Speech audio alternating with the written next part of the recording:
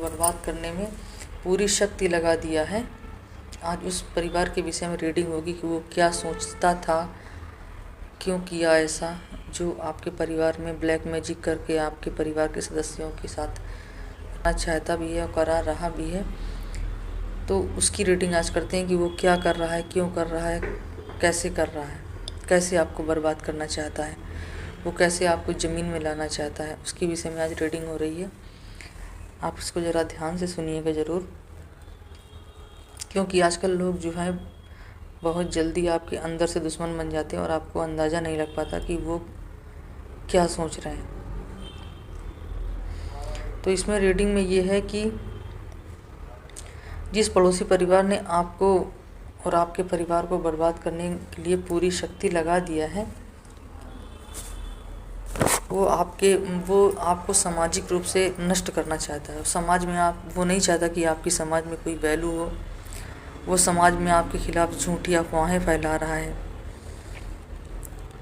और आपके परिवार की समृद्धि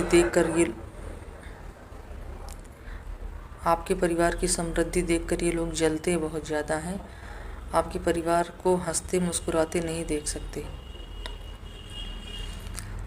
और आपके परिवार को ये लोग तांत्रिक क्रिया आपके घर में कराते हैं।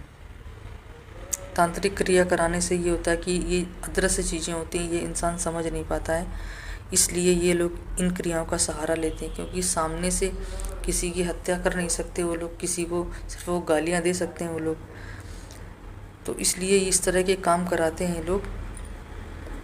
वो आपके घर में तबाही भेजते हैं, आपके घर में मौत का सामान भेजते हैं, आपके घर में आपके घर के सदस्य की पूरी जानकारी रखते हैं, कौन क्या कर रहा है, कौन क्या नहीं कर रहा है, कौन कहाँ गया है, कौन किस तरीके से किस काम में लगा हुआ है, उसके काम को किस तरीके से असफल करना है।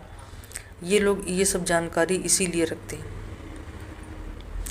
ये परिवार, दूसरी बात ये है कि क्वीन ऑफ स्वॉर्ड है, तो मतलब ये है कि ये परिवार झगड़े में बहुत माहिर है। और ये जो झगड़ालू परिवार का जो सबसे जो होल सोल है, इस आपके अपोजिट पार्टी का जो होल सोल है, सबसे ज़्यादा दुश्मनी इसके हृदय में भरी हुई है।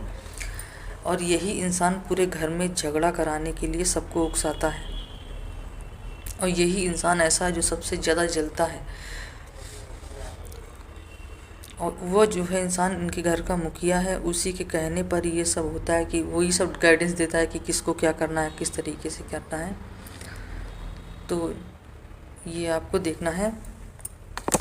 ये लोग ये भी पता रखते हैं कि किस इंसान के पास कितना पैसा है, कितना पावर है इनके पास। तो ये आपके घर के परिवार के विषय में ये सब जानकारी रखते हैं कि इन लोगों के पास पैसा कितना है। ये जो अपोजिट पार्टी है, तो इसके पास पैसा भी है, पावर भी है, और चालाक, बुद्धिमान, झगड़ालू ये लोग है ही हैं। तो ये लोग आपसे निपटने में, आपके परिवार से निपटने में सक्षम है।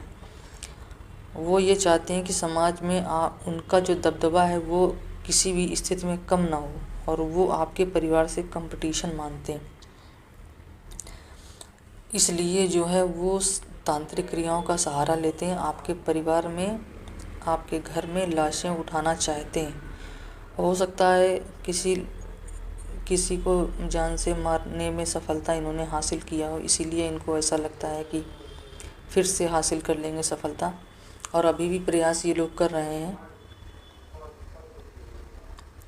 इसीलिए इनका मनोबल इतना ऊंचा है। इनकी रणनीति ये रहती है कि इनके परिवार में, ये इनकी रणनीति का हिस्सा है कि इनके परिवार में दोस्ती करो, दोस्ती करने के बाद इनके घर की पूरी जानकारी लो, जानकारी लेने के बाद कौन क्या कर रहा है, कौन क्या खरीद रहा है, कौन कहाँ गया है, कितना पैसा है इनके पास, कौन इनके घर में प्रेग्नेंट है, कहाँ ज़मीन आप खरीद रहे हैं, कहाँ मकान खरीद रहे हैं, कहाँ दुकान खरीद रहे हैं, इन सब की जानकारी ये लोग रखते हैं। इसीलिए ये लोग पूरे घर की ग्रोथ को होल्ड किए हुए हैं। ये किसी भी तरीके से आपको आगे नहीं बढ़ने देंगे। अगर घर में कोई और बीमार है तो और ज़्यादा उसको बीमार करेंगे, ताकि उसको मौत के घाट उतारा जा सके।